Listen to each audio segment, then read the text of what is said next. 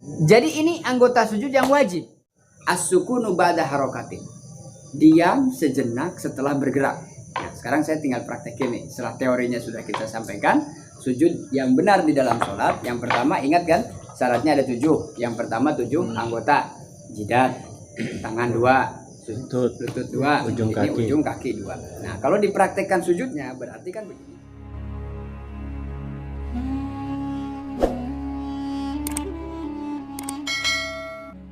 Fatihah.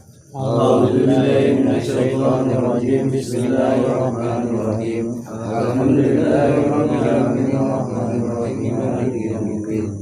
Iyyaka na'budu wa iyyaka nasta'in. Ihdinas siratal mustaqim. Shiratal ladzina an'amta 'alaihim ghairil maghdubi 'alaihim waladdallin. Bismillahirrahmanirrahim. Faslun syurutus sujudi. Kemarin sudah tasydidnya Fatihah, kemudian mengangkat kedua tangan di dalam sholat yang disunnahkan. Sekarang masuk pada bab tentang sujud. Nah, ini sujud juga secara syariat, kaifiyah, cara ketentuan sujud yang benar, yang sesuai dengan tuntunan di dalam sholat yang dilakukan oleh Rasulullah, kemudian direkam, diikuti para sahabat, sampailah ke kita dengan keterangan-keterangan hadisnya.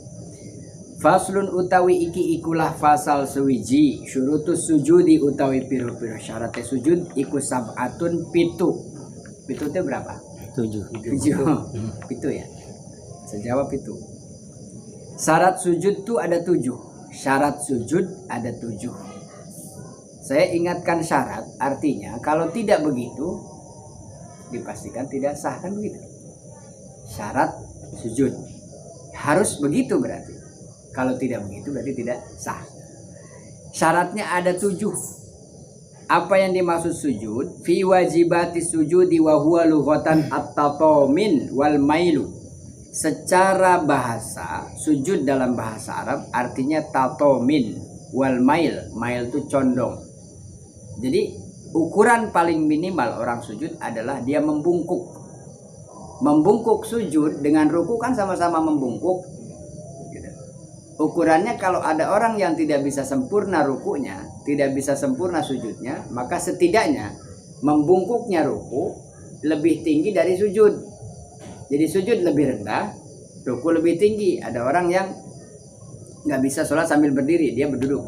Maka saya isyaratkan kalau ruku dia begini, Allahu Akbar. Segini ruku nih, berdiri kan segini, ruku segini, sujudnya segini berarti, gitu. Urutannya begitu. Maka secara bahasa sujud itu artinya condong, membungkuk.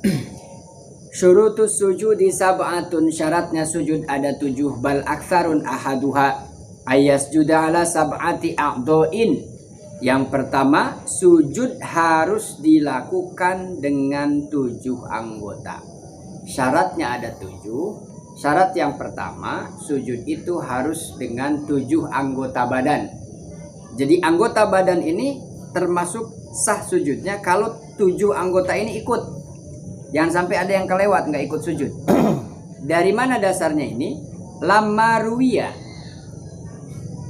Lima ruwiya, karena berdasarkan dari hadis yang diriwayatkan oleh Ibnu Abbas radhiyallahu anhu.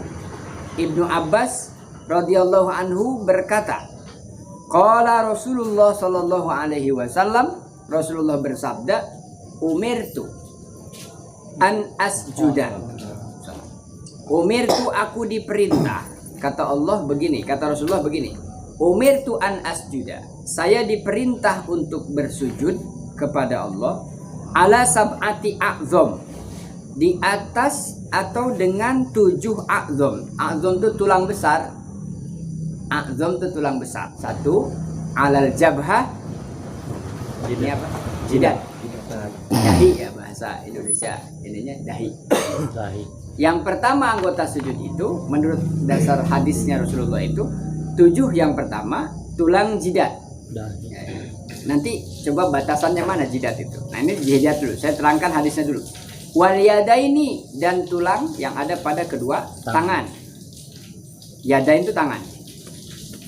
Warukbataini, kemudian lutut. Ini tulang juga, tulang besar. Wa atraful qidamaini, dan ujung kaki, ujung ini, telapak. Ini telapak kaki, ini ujungnya. Ini harus dengan tulang ini. Kemudian di antara sujud ini, anggotanya ada 7, kita hitung mana saja. Tadi yang pertama jidat, 1. Yang kedua, 2 telapak tangan, berarti 2, 4, 3. 1, 2, 3. Ini 2, 4, 5. Kemudian ujung kaki 2, kanan kiri kan? Ya. 6, 7. Betul. 7 itu harus ikut dalam sujud. Artinya kalau 7 ini harus ikut, 1 nih, nggak boleh kurang. Yang kedua, nggak boleh lebih. Jadi 8. Ini termasuk ini nih. Ya. Ini kan bukan anggota sujud, berarti nggak usah. Gitu. Nggak usah. Kenapa? Tidak ada. Dari dulunya tidak begitu. Makanya ini anggotanya yang 7 tadi. Nanti praktik dan batasannya mana? Saya sebutkan syaratnya aja dulu. Antakuna wasaniha, syarat yang pertama harus dengan 7 anggota badan. Yang kedua syaratnya, syarat sujud ya, Jeff, biar nyambung. Syarat sujud di dalam sholat. Syarat sujud yang kedua adalah antakuna jabhatuhu maksufatan. Harus jidatnya itu maksufah, terbuka lebar. Illa li'udrin kawujudi sya'ri nabatin fiha, kecuali ada uzur, ada halangan, atau ada orang punya kelainan, tumbuh rambutnya malah di jidat. Orang, bang, saya kan beda orang. Ini kan udah mulai nggak ke orang kan jadi.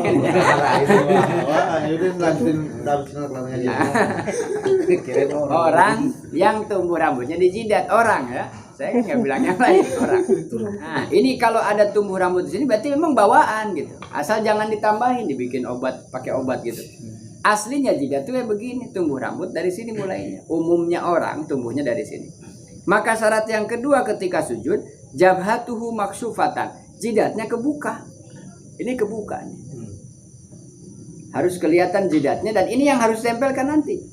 Kecuali ada udur, udurnya apa? Ada luka, terus diperban. Ini luka nih, perban begini. Artinya dia nggak bisa membuka perbannya, otomatis sujudnya di atas perban kan? Ya contohnya misalnya perbannya di sini, berarti kan dia sujud agak miring begini. Ya. Nah sekarang lukanya semua sejidat. Berarti apa dia harus bagaimana susah? Sujud aja biasa tapi di atas perbannya. Itu pengecualian. Ketika ada udur. Nah ketika ada udur. Nah makanya jabhatun maksufatan ini bagaimana kalau yang rambutnya panjang? Nggak ada masalah. Yang penting ketika sujud ini terbuka gitu saja. Makanya ada orang yang ngakalin dengan cara ditahan begitu kan? Nah itu. Ini peci salah satu tujuannya buat itu. Ya, 2 syaratnya. Kemudian yang ketiga, wasalisuha at-tahamulu bi ra'si ay fil jabhah faqat duna baqiyatil a'dha. Khusus buat jidat harus ditekan. Artinya kalau alasnya terlalu tebal, ukuran nekan dan tidak berarti kan harus lihat bekasnya. Tapi kalau rata kan nggak ada bekasnya. Cuma jidat yang harus ditekan. Maka kalau ada alas terlalu tebal, kecuali orang sakit tadi menggigil, dia meriang, pengen sholat, ya di atas kasur kan boleh, nggak apa-apa. Nah syaratnya itu ketika sujud yang penting ada tekanan yang secara wajar, jangan juga berlebihan pokoknya. 3 tuh ya. Yang keempat, warobi'uha utawi syarat yang keempat, adamul huwi li ghairihi ay alla yaksida bisujudi ghairah wa hadda wal huwi bidhammin. Tidak boleh sujud selain daripada sholat atau sujud kepada Allah Subhanahu wa Ta'ala. Tidak boleh sujud dilakukan kecuali hanya dalam sholat saja atau yang bersifat ibadah. Kayak sujud syukur kan di luar sholat. Ya, anak datang sekolah bawa rapot ranking 1, bersyukur senang banget, terus sujud syukur. Nah, ketika sujud syukur tuh bacanya apa? Kemarin kita sudah di sini ya, waktu setelah bangun bersih sujud syukur. Itulah rasa tasyakur kepada Allah dengan melakukan sujud. Subhanallah walhamdulillah wala ilaha illallah wallahu akbar. Orang main bola timnas Indonesia ngegolin terus sujud rame-rame. Itu baca apa sujudnya tuh? Ya minimal alhamdulillah, minimal alhamdulillah sebagai rasa syukur. Itu tanda tuh sujud. Wa khamisuha yang kelima syarat sujud adalah alla yasjuda ala syai'in ay muttasilin biha bitaharrokin biharkatih. Ini yang saya maksud, sering disinggung. Ay fi qiyamihi walau bil quwwati wa in shalla qa'idan wa sajada ala muttasilin. Yang kelima, tidak boleh sujud di atas sesuatu yang ikut pergerakan ketika dia berdiri. Ikut pergerakan orang dalam sholat, kainnya atau perempuan mukenanya, terus misalnya bawa sarung diselendangin begini, atau ini udang-udang ada ininya kan, lebihannya kan, suka lebihannya tuh. Nah, misalnya nyangkut terus ke depan, tidak boleh orang dalam sholat itu sujud. Anggota yang 7 tadi menimpa atau menindih di atas pakaian sesuatu yang ikut bergerak dalam sholat. Yang ikut bergerak batasannya. Kalau yang tidak ikut bergerak kan tidak apa-apa, sajadah. Itu kan kain, bahan pakaian kan, digelar. Ketika orang bangun, sajadah kan gak ikut naik. Tapi kalau sorban kan ikut naik. Ya, nanti saya praktekin.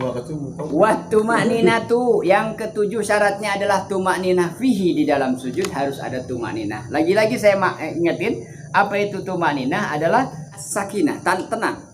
As-sukunu ba'da harokatin, diam sejenak setelah bergerak.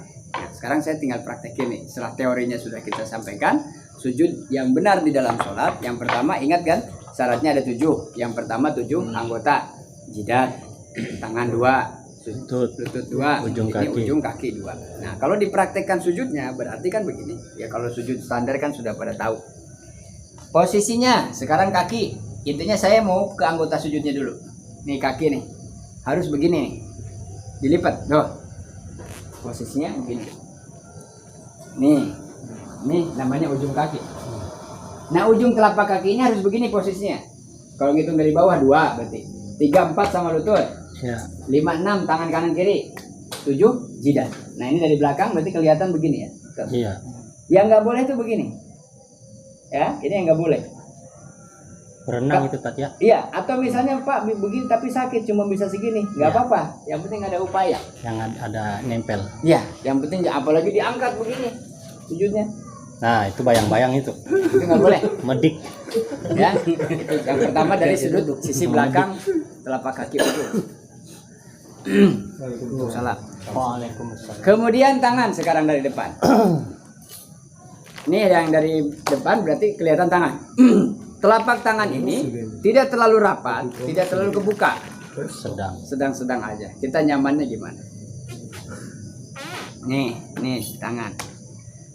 Sejajar dengan lutut. Kalau laki-laki saya sudah sampaikan ya, tidak boleh tertutup begini. Ini perempuan nih begini. Kalau begini laki-laki terbuka. Ininya lurus, ini badal maki bayi nanti ketemu sama sini. Ini sujudnya laki-laki. 2, 3, 4, 5, 6 tinggal jidat. Nah, jidat ini harus terbuka tadi, ditekan. Ada tekanan gitu. Kan kita yang bisa rasain ya. Tuh ada tekanan. Nah, ketika sujud ini syaratnya terpenuhi anggota sujud. Kemudian yang terakhir syaratnya tadi adalah apa? Tumakninah. Artinya apa tumakninah? Tenang, nggak boleh ada yang bergerak-gerak. Ya, atau ini ya kakinya isang begini. Goyangin ya. Jadi ini anggota sujud yang wajib. Artinya berarti nggak boleh begini, nggak boleh begini. Nah, standarnya sujud seperti itu. Paling tepat ya begitu yang dicontohkan oleh Rasulullah melalui